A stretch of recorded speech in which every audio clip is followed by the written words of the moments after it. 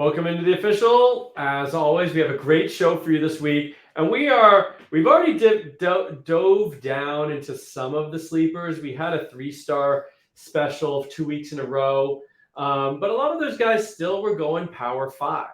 And we were picking 3-star guys we thought could be really productive and maybe even have an NFL potential. And this week, however, we're diving all the way down G5 special.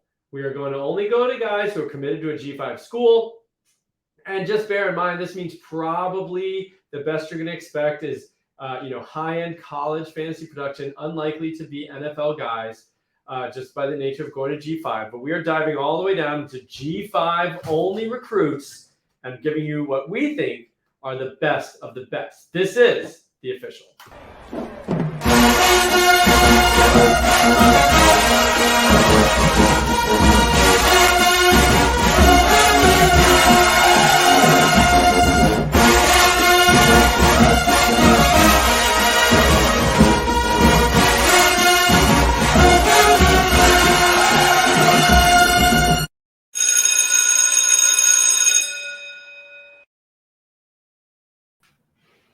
All right.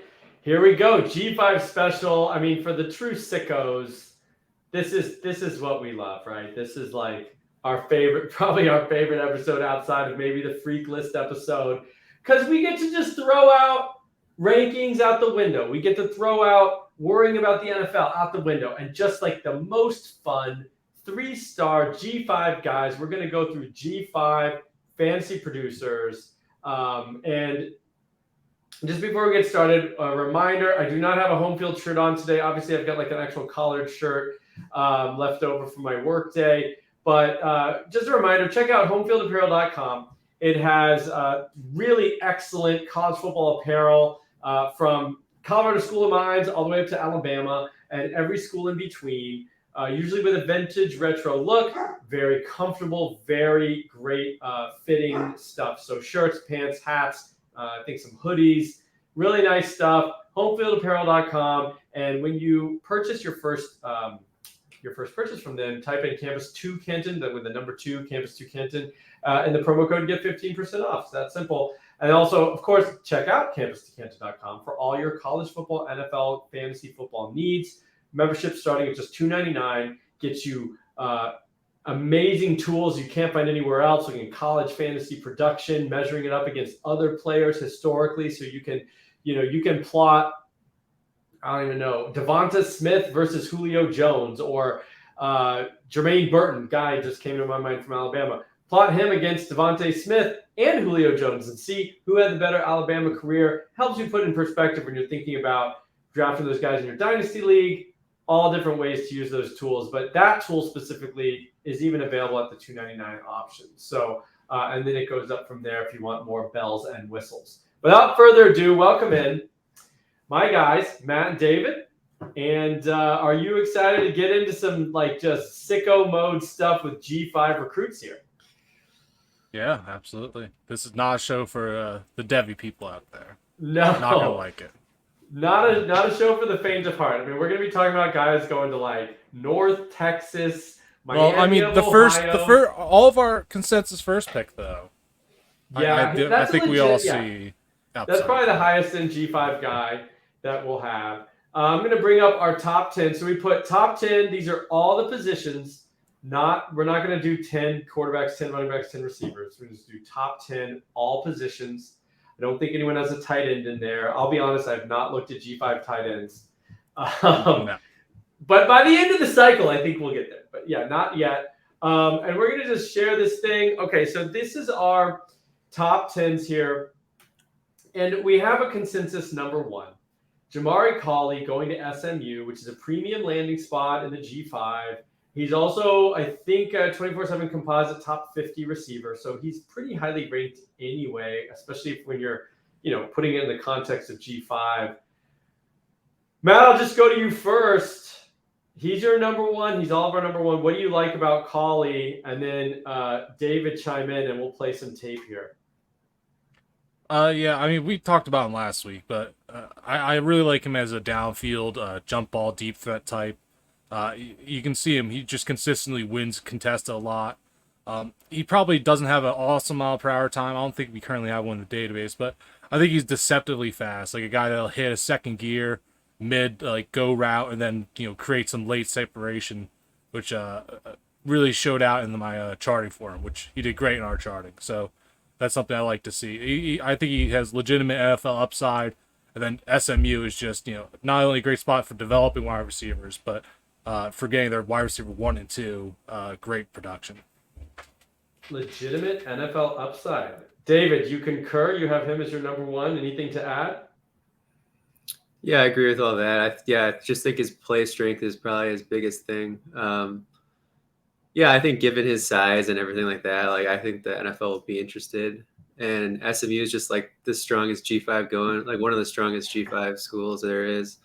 I imagine they're probably going to be looking at joining a Power 5 at some point soon. I don't know. I don't really follow all the conference realignments too closely, but I imagine they'll be upgrading relatively soon.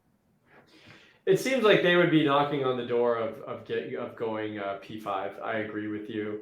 So maybe the last year we'll get to put in SMU as a G5 school. So they're right on the cusp. All right. So moving on, I think we all agree Cauley, probably the premium G5 commitment, at least right now. And after that, we do see some differences along the way. So I'm just going to basically go down the line. We're going to go one by one. But going back to Matt here, a guy we have mentioned before, I believe when he committed to Colorado State, we kind of tacked him on at the end of an episode. But tell us about Jordan Ross. He's your number 2 G5 player here. Yeah, I'm surprised neither of you ended up having him. I understand, from a film perspective, not exciting, but we have to turn off, our NFL upside brain here. He's the second highest rated recruit Colorado State has ever gotten, highest rated recruit Norvell in general as a head coach has ever gotten. So I like his path to starting early and being a multi-year starter, probably stays for 4 years. There's not a lot of guys in front of him. I mean, they have Justice Ross Simmons will be next up after Horton leaves. But, that's not going to interfere with him, really. And I think the offense is going to likely be, even better than it was last year. Norvell was much more successful at Nevada, which, it's not a huge competition level upgrade between those two schools. So I think with another year in the system and, the quarterback that I also have on my list going to Colorado State later on really helps project a good future for that offense, I think. Okay, very nice. I agree. And we're just going to kind of go fast forward here because we do have a lot of names to get through. But there you go. Jordan Ross going to Colorado State. And we know that's a fantasy points, place to look for G5. David, Jalen Washington, running back to Southern Miss. Is he the heir apparent to, Frank Gore Jr., who's currently there? Yeah, that's the hope. He popped for me right away with his running style. He's got like a real sturdy lower body. He squats like 550. I thought his change of direction was real good. His top end is good enough, I feel like. I think the main knocks on him would just be like he doesn't catch a lot of passes and he's coming off an ACL injury. So we'll see how he bounces back from that. But he's got good feet. And just like you said, like Frank Gore was able to produce real well in that system. They like to run the ball quite a bit. So yeah, I'm hoping for pretty good production there. See that he's pretty slippery. And also has in some of the other highlights, he showed some pretty good power too, because he's like real low to the ground.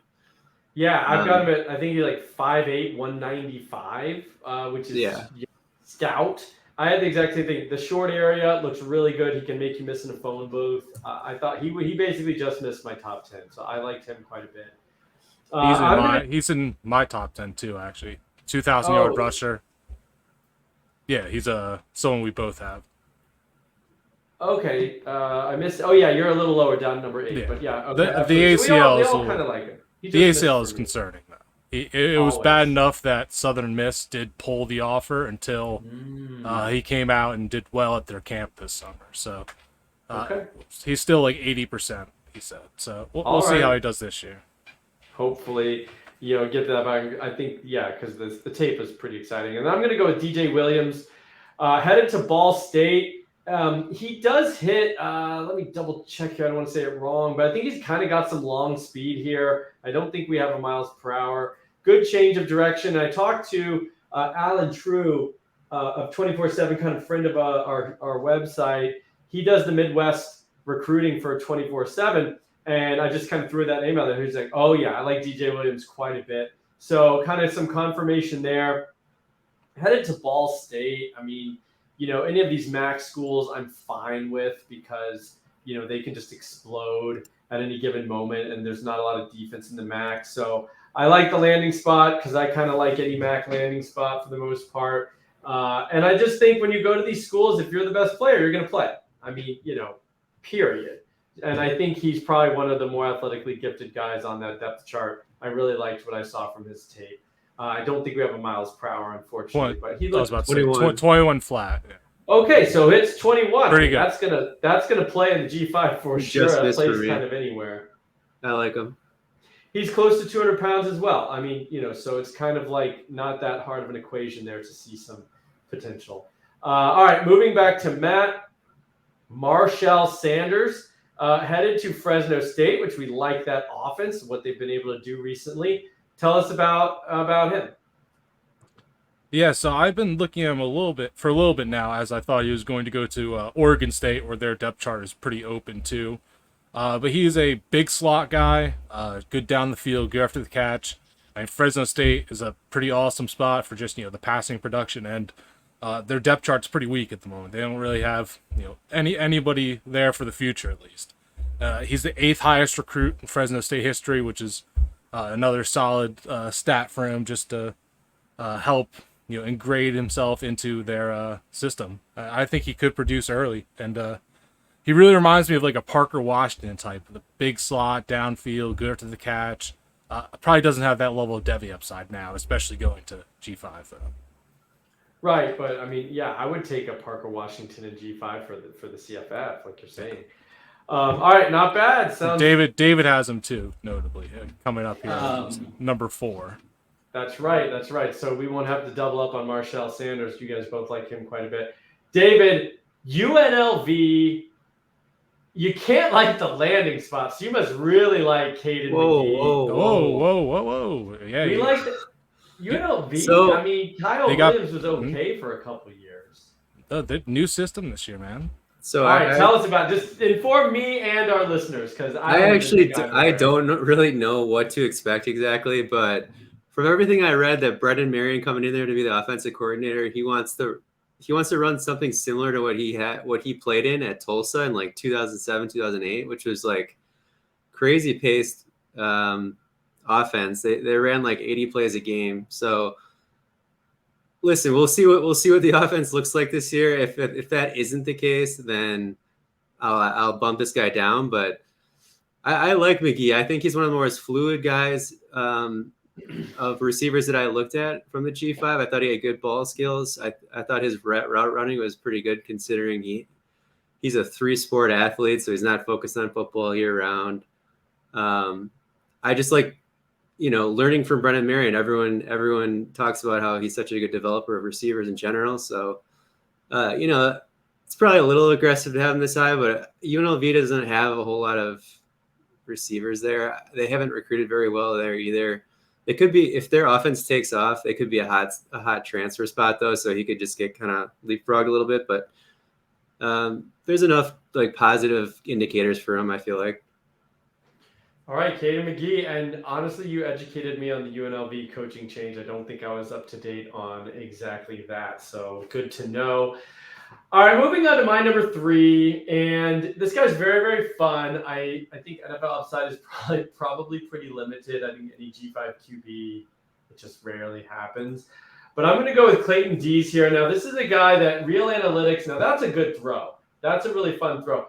The biggest question mark with Dees, before I get into it, is does he have a noodle? Like, I'm not sure if he's got a legitimate arm, but he played baseball for a while. Real analytics, has him clocked at a pretty good miles per hour. I don't know if these clips will show his running ability, but he's a legitimate threat as a runner. And he does have the ability to kind of run around and create on the run, and the ability to kind of have a quick release. He doesn't even need to take a step often. And maybe he'll kind of learn to step into his throws, and maybe he'll add a little power, because at times it does look like he's got a bit of a noodle.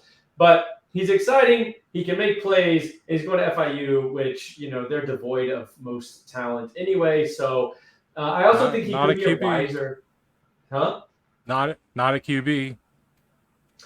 Remember, I we were just think talking we liked their Keown. QB last year. Yeah, we did like their QB last year. I'm still on Keown high. I almost drafted him in the league. Almost. Yeah. Well, it's hard to go with an FIU player in general, but I think he honestly could be a late riser and gets a better offer eventually. I think FIU is one of the first FBS schools to maybe even offer him. He was completely off the radar, like 0-star, unranked, and then Real Analytics kind of was tweeting about him and saying he had some good in-game athleticism. And he should get some offers, and he did, and he committed. But we still have 6 months, roughly, I guess, until signing. And so he could be a guy who winds up somewhere else too. But I think he's interesting and kind of fun, and we'll see if maybe he learns a little more mechanics, takes football, puts that at the top of his priorities. Maybe he'll actually develop that arm a little bit. All right, at least that's what I'm hoping for. Matt, a guy you love, we were talking in the chat, and you were just gushing on a guy who, when I see a name that I think in our brain we say, oh, Carmelo, you're good at sports because of Carmelo Anthony. So like Carmelo Mays, and he's going to Georgia Southern. Tell us about him, because that's a premium fantasy landing spot.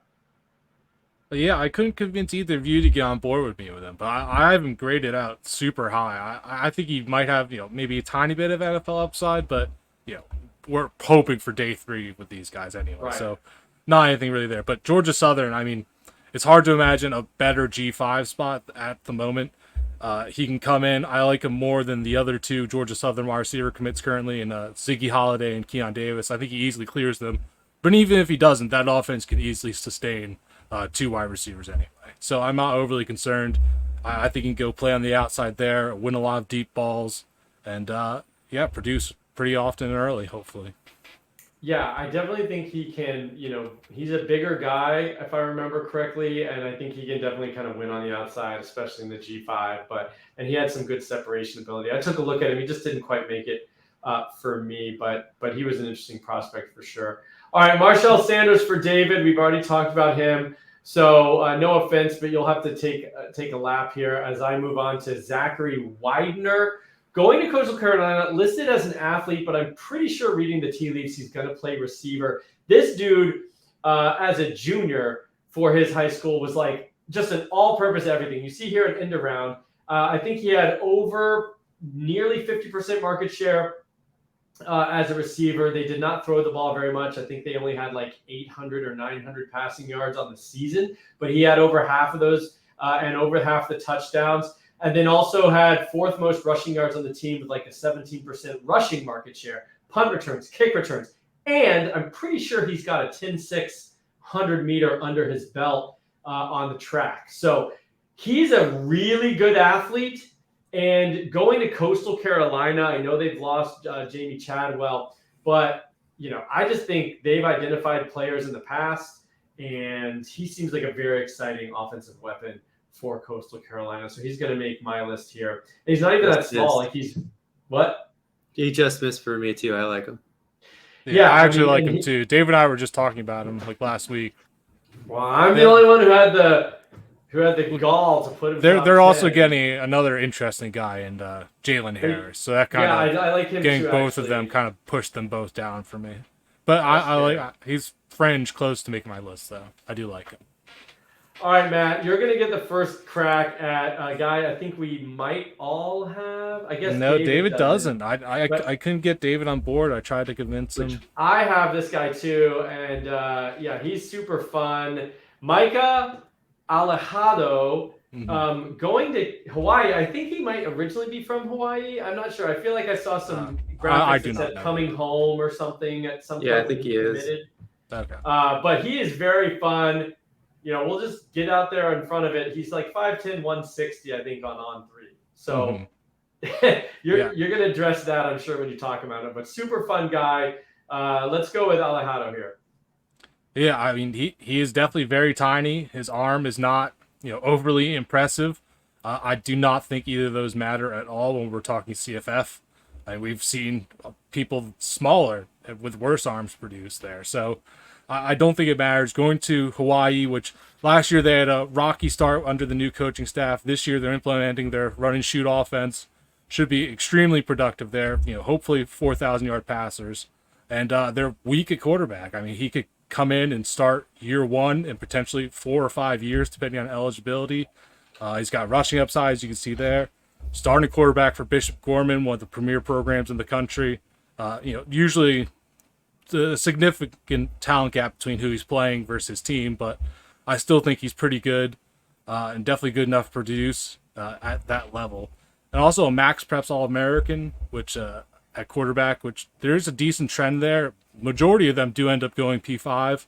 I think the last notable one that didn't is Kellen Moore, who went to Boise State and also was a very high-end producer. So I just think he's the perfect CFF dynasty pick. A guy with zero NFL upside, but someone that could produce for you very highly for several years. And he's going to be a last round pick, probably a free agent. I don't even think he'll be drafted in most freshman drafts. So, the other thing is 3,500 yards and 54 touchdowns for Bishop Gorman through the air. I know he added a decent amount on the ground. He's very, very exciting as a player. His size, like you said, probably limits NFL upside unless he has a growth spurt and eats his Wheaties. But yeah, he's super fun. He is super, super fun as a player, athletic ability, all that. So I think that's a great call and someone to at least put on your radar, put on your favorites list, whatever you want. And if you hear he's starting mid-season somehow, because I don't even know Hawaii's depth chart, but it's bad. Pick them up, see what happens. It's just good to know these names, even if you don't draft them, so that you can act quickly when news breaks. They're starting, what have you. All right, so moving over, and it wouldn't be a top 10 list of G5 if David wasn't touting some Service Academy guy. Last year you liked the Navy quarterback, and this year we're going Air Force running back. So tell us about Jordan Triplet here. So he's basically Brad Roberts 2.0. I don't have to say. They're the same player.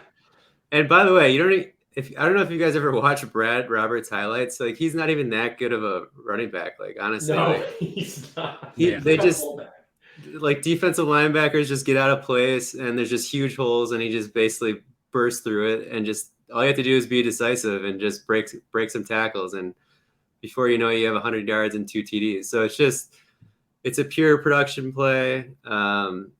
He is a really good.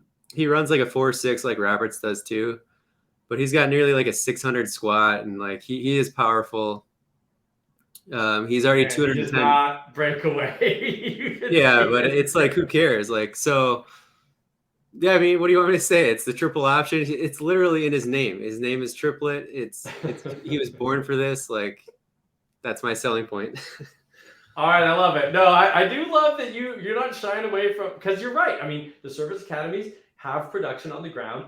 We just care about stats.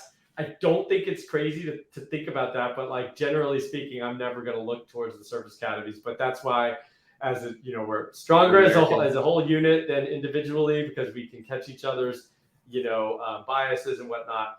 So all right, now moving on to Jack Spreadley Demps.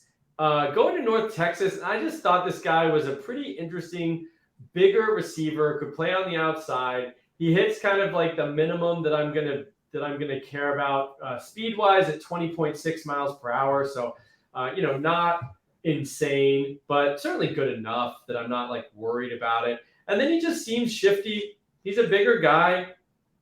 I want to say he's 6'1", pushing 200. I think he's good in transition.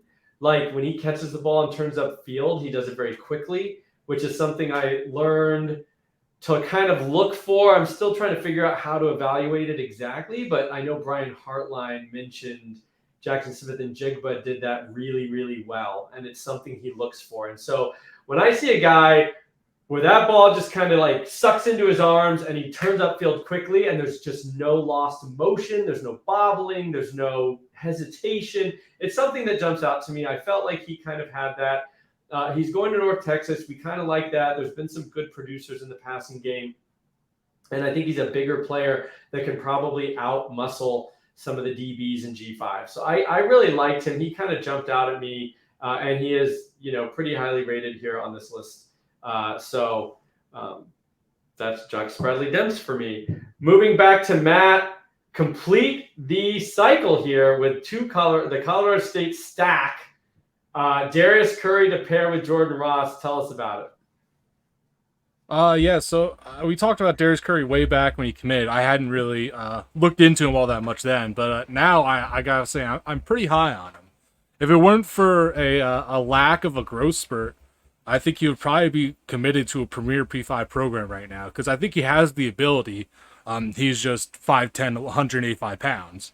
Back in 2021, he was offered by Georgia, Michigan, and LSU, and I imagine that list probably would have continued had he not stopped growing.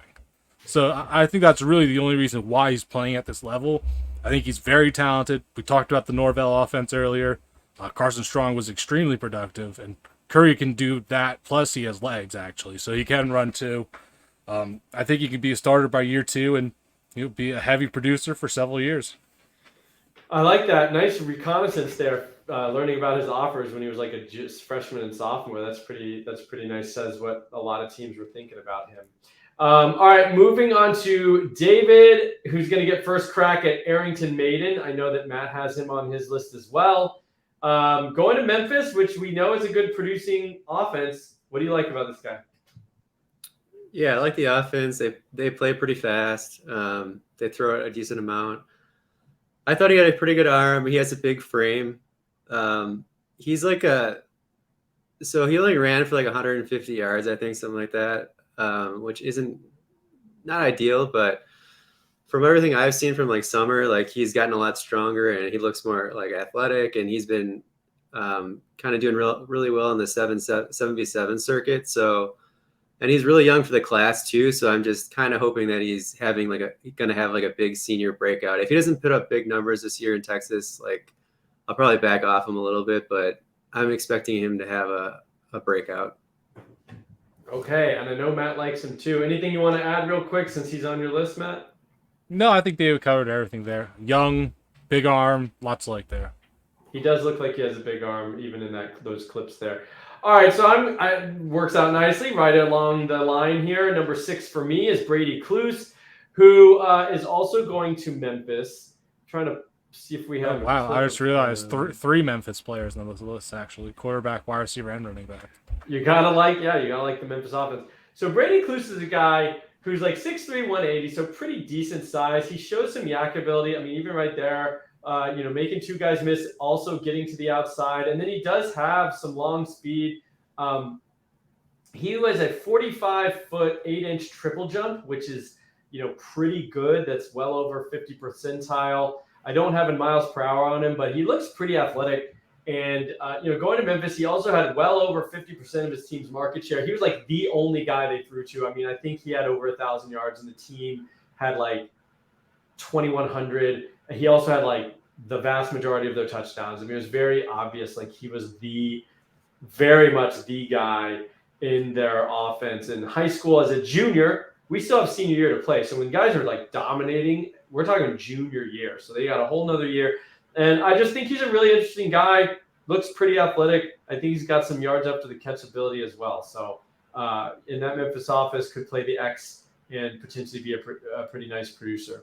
Moving back over to Matt, you're going to get to take a lap here because we already went over Arrington Maiden. And then go to David for Jamari McClure, going to South Alabama, who last year produced a fantastic running back, LaDainian Webb. And so we know that offense is pretty good, and they've been producing a top wide receiver 1 for the last few years as well. So like that offense can cook. What do you like about McClure here going to South Alabama? I thought he was one of the burstier G5 running backs that I looked at, and honestly, I whittled my list down to like 4 running backs. So he was one of the guys that made the cut, and he's kind of another guy that I see on the rise. Like I think he ran like a 4.44 and a 4.47 at least one was at Florida State's camp this summer. But as far as like burst, I think he also ran in the 10.7s. I thought his change of direction was good. His footwork was good. He caught for over 350. He had over 350 receiving yards as well. The competition's real bad. You can see he's just wide open. So it's like whatever. But he can catch. So I mean, he's got a pretty good skill set, and he played at 180 last year. And I thought his contact balance was good considering he was only 180, and he's up to 190 now. So I'm expecting big production as a senior. Yeah, I like that receiving there, and good call on a 4.40 at a camp. That's always nice, and that'll play in G5 easy.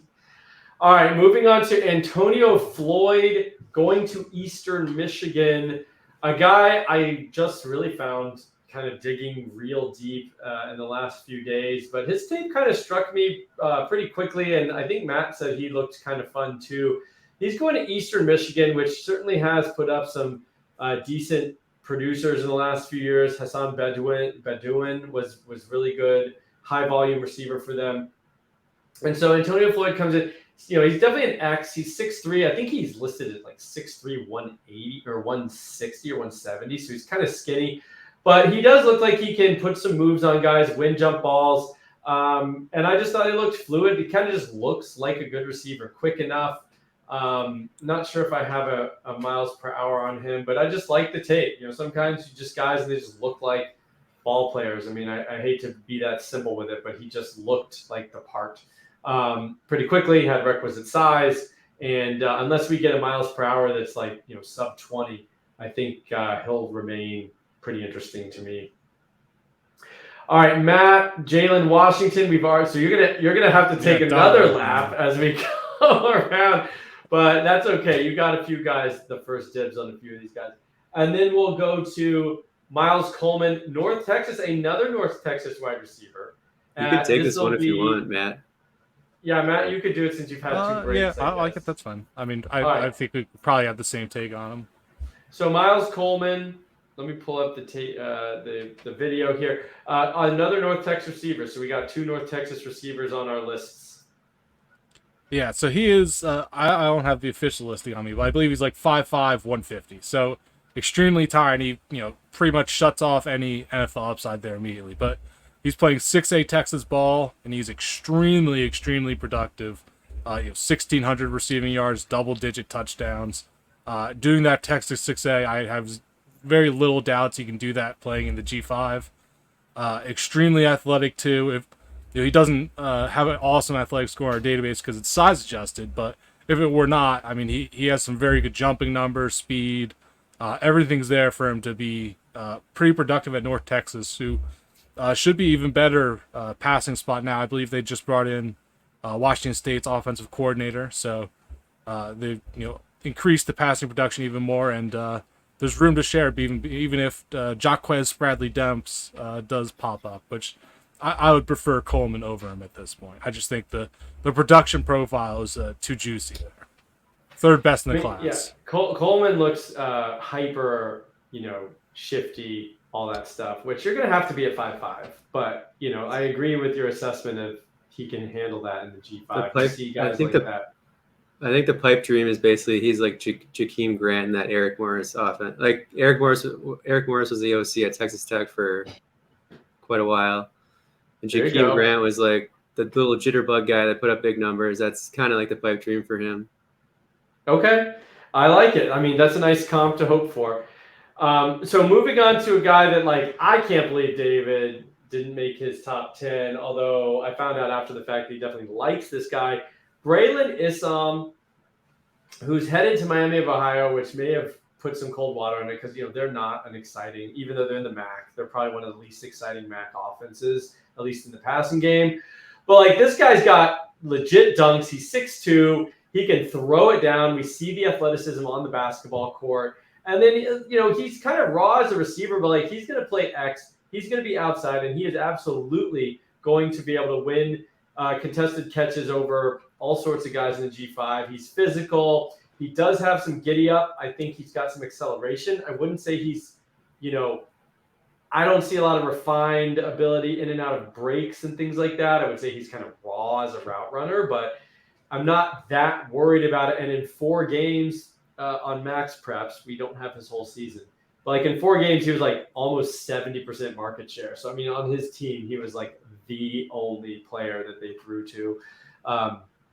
And so I just think, with what we're working with, he's kind of interesting, or he's definitely interesting, and headed to Miami of Ohio, where if you're good, I think you're going to get the ball, like even if you're not, going to get 1,800 yards. All right, so moving on to Matt, we'll go back here. Memphis rounding out the trio. We have the quarterback, the receiver, and a running back now. Kamori Harris, what's up with him? And we know Memphis has had a lot of fun running backs over the last decade. Yeah, he actually just committed this morning, so he was a late addition to my list. I had to bump off Jairon Boyd, who David will be talking about later. I really like both, though. But Kamori Harris is massive. I believe 6 foot, 240 pounds, and he moves pretty good. He's also, I've sent him before, he's also a dunker. He has some pretty nice dunks. He can do a standing backflip. So extremely well-built, extremely athletic guy who is also a very good receiver. You'll see in this clip here, he lining up out in the slot. Yeah, very, very thick. He kind of reminds me a lot of like C.J. Donaldson, who came in last year as tight end, moved to running back. I think he kind of fits in that mold where he's just this very bursty for his size guy who's receiving upside as well, who can just be a grinder, just a total grinder. He had almost 2,000 rushing yards as a sophomore. A little bit less last year, but he also increased his receiving production. So I just really like his profile. Big, strong guy who could be very productive there in Memphis. That's an interesting profile for sure. I love it. All right, David, moving on to you. Jairon Wade going to East Carolina, who, I think there's a theme here. All these offenses are generally pretty fun, G5 offenses that we've seen guys kind of blow up before. So what's up with Jairon Wade here? Yeah, it feels like East Carolina always has like a good receiver. I think real bursty, real good change of direction, just strong after the catch, playmaker type guy. Not the most refined route runner at this point, but I just think he's dynamic with the ball in his hands. Really, and he's a special teams guy.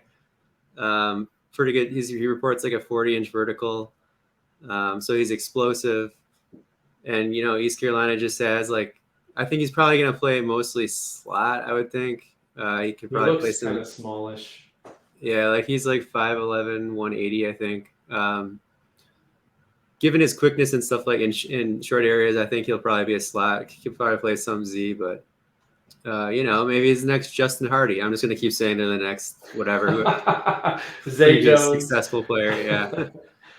No, I love it. That's great. I love East Carolina always. I don't know. I just always dig. I don't know if it's their aesthetic, their colors, their mascot. I just always like East Carolina players. They're fun for sure.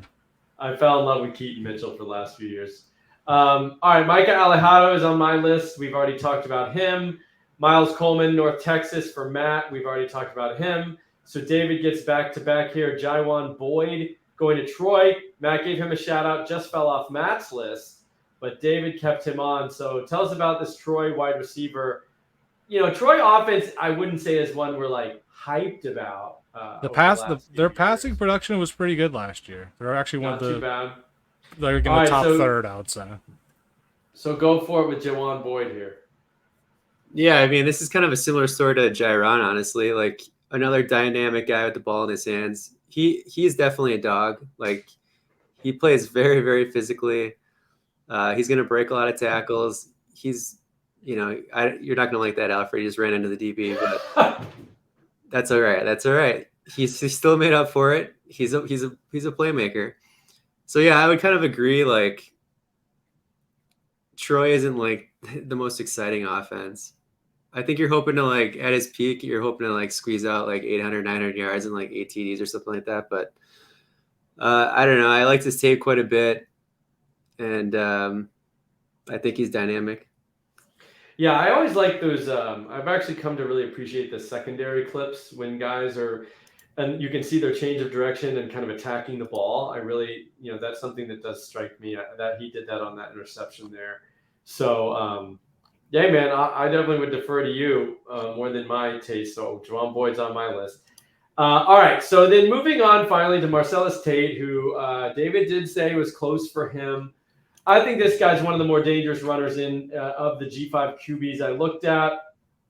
The arm is a little sus, but his release and stuff is pretty cool, and maybe we can get a little bit more out of that arm eventually. It is kind of a noodle, but going to USF and just the running upside on a guy like this is very interesting. When I'm looking at G5, I'm primarily worried about dual threat, and he absolutely produces that. The juke's all up and down the field right there, and leveling the guy into the end zone. And I think the arm could be good enough, at least for G5, and we'll see what happens. Sometimes these guys can develop a little bit on their arm strength, but that would be cherry on top. I think I'm mostly looking at this guy for dangerous rushing ability and the potential to be a very difference maker. We just watched Mikhail Cunningham just destroy really the ACC even with a horrible arm for the most part, but just absolutely disgusting as a runner. And you've got this guy here. He's also kind of bigger, which I liked. He's like listed 6'2", 185, I believe. So he's not one of these very small dynamic runners. He's like big enough. And so I liked Marcellus Tate to put in there coming out my top 10 G5 guys here. So that does it. I think we went through it pretty quickly as we possibly could with all these different players. We gave you plenty of names to think about.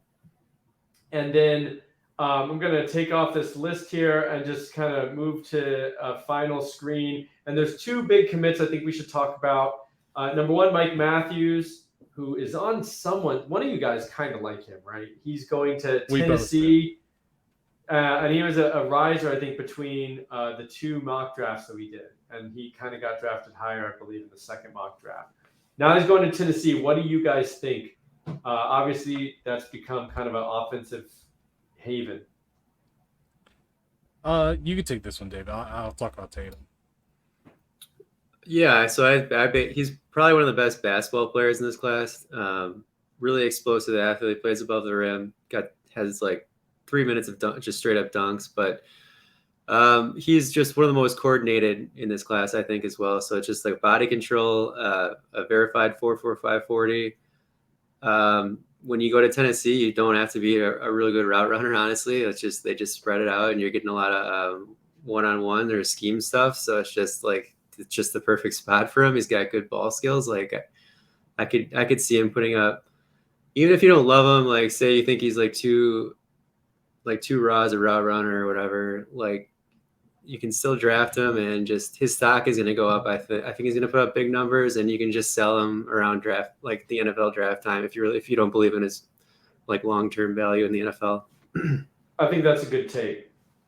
All right, Matt, just for the sake of time here, we can wrap it up talking about Taylor Tatum, who I think was thought to go to Michigan for a lot of the cycle. No, it came down to USC and was it? Okay. For some reason in my head I thought Michigan. But anyway, wound up going committed now to Oklahoma, which is a stacked running back room. But do you still see a path here, or does that kind of water it down for you? Yeah, it really kind of kills. I wasn't crazy high on him anyway, but he was, peeking into my top 5 running backs. Definitely not making it now.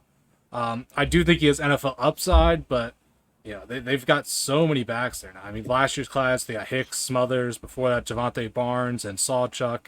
I'm not waiting, 3 years for production on him because I don't think his NFL upside is that great. I've been copying him to like a Miles Sanders type, so there is NFL upside there, but I just don't think he's, ever a workhorse back or someone that's really going to be that productive on your NFL squad. And I'm not waiting 3 years for that production at Oklahoma. It's just not worth it for me. Yeah, so he will probably.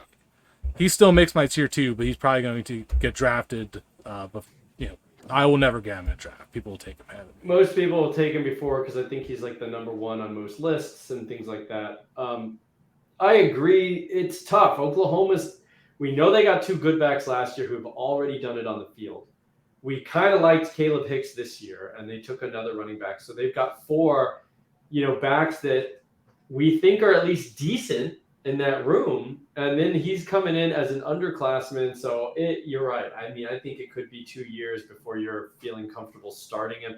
Of course, barring injury. I mean, maybe in his freshman year, 3 guys get injured and he's the starter, but we're not really banking on that when we're drafting him as a freshman. So, I think those are good takes. Those are 2 5-star commitments. Those were 2 pretty big deals over the last week to 2 weeks. I think we didn't do any last week commitment-wise. So, all right. Well, that is the official for this week. G5 galore. I hope you guys enjoyed it, and we will be back next week. As always, this has been the official.